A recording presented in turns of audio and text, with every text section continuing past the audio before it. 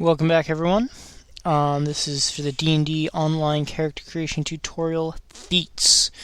We're back with my Drow wizard, working on it. Now you see there's two feats I have right now. I have the feat. This is the feat everyone gets for being level 1. And then I have a class feat. This is especially because I'm a wizard. And I get what is known as a meta magic feat, class feat.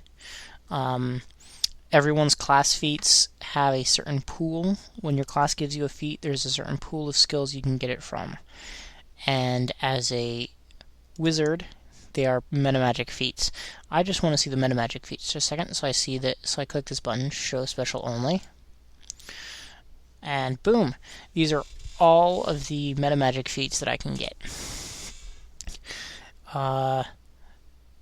Each of them, you see, they'll tell you exactly what they do and how much extra mana it takes. That's how they manipulate the meta magic feats in this one. It just takes extra spell points. Because remember, we no longer are working with spell slots in this game. We are working with spell points. To a degree, we do still have spell slots, but it's a little more complicated. And things revolve a lot more around the spell point concept, which give you a little more versatility. I'm going to take eschew materials, because right now I know that's going to be useful to me. I don't need material components, which is pretty nice. So we're going to remove the special only. And I can take a yellow class. I can take this as a normal feat. People do that. I'm not going to. I'm going to get something else. As with skills, I'm going to say the same thing here with feat and abilities. I'm going to say the same thing with feats. Don't just take what I give you. Go ahead. Get something that's going to be useful for you in the game. Now I'm going to get combat casting, because combat casting is a very useful skill for a wizard. But all of these feats, they have the same thing. Hexagons are passive, like the other ones. And then you have the square ones for non-passive ones that you have to activate. Combat expertise, trade 5, it shouldn't be F5, you trade 5 of your attack bonus for the same amount of AC. And there's the same, and there are a couple good ones. Weapon proficiencies. People have asked, how do you get an extra exotic weapon or martial weapon? How do you become proficient? And I'll show you when we get to gear what happens when you're not proficient with a weapon.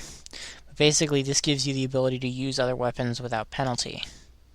There are martial weapons. I'm a wizard, so I can't currently see the exotic weapons. Now, can I ever get them? Click Show Unavailable. This will show you everything you're capable of getting. And yeah, I'm actually capable of getting exotic weapon proficiencies. And you'll see it shows you the requirements. Why can't you? They're grayed out. That means they're unavailable. Start gesturing with my hand. That's bad. Okay, so Bastard Sword requires +1 base attack bonus. I'll get into that when I get into the game mechanics, what that is. But suffice to say, as a wizard at level 1, you only have a 0 base attack bonus. Requires strength 13. I think I have an 8 strength in this character, so I'm not going to get that proficiency anytime. Some of them just require +1 base attack bonus. Weapon proficiencies are bought per proficiency, so I could get proficiency with comma, I can get proficient with Bastard Sword. Each of those would require their own feats. This is great, what I'm doing right now, showing you how to see the unavailable ones, because that allows you to plan out. I really want this greater abjuration spell focus. Well, I need spell focus. So that's key. You come down here further, I want to show you skill points. Skill focus is a very interesting one. It gives you +3 on skill checks. Can be useful if for some reason you need a higher skill check on a regular basis. Here's the spell focus, and now I can get a spell focus this level, and next time I get a feat, put in, the greater spell focus. I'm not going to. Not right now, at least. But, you might want it. Spell focus is pretty powerful. But its use I'll have to get into when I get into game mechanics as to what it means by save DCs. DC stands for difficulty class. But I'll get into that more in the video on game mechanics. Toughness. Toughness is a good one to get for most people because extra HP. It also unlocks racial and class-based toughnesses.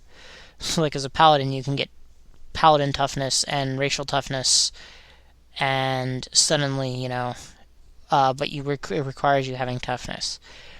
You can take toughness multiple times, only take it once. If you want to take it more than once, just grab the enhancement lines. Enhancements are in a later video. They don't show up at character creation at all. More proficiencies. Got stuff like weapon finesse, useful for some classes. Use your dexterity bonus instead of strength. Overall, there's a lot of different ones. You'll note there's this big gap here. Why is there's gap? This could be easily, more brought closer together. It looks a little better. If you are a human, you have a human bonus feat at level 1, which goes right here. It's a normal feat, and all humans get it. Damn, cold. Dodge, +1 to armor class. Stacks with all other bonuses. That's actually very key. A lot of bonuses won't stack with each other. Especially with armor. And stats. Armor, stats, and skills. That's a big question, and I'll get into that when I start getting into items, and I'll get into that a lot. Don't think there's anything else I was going to want to cover on feats.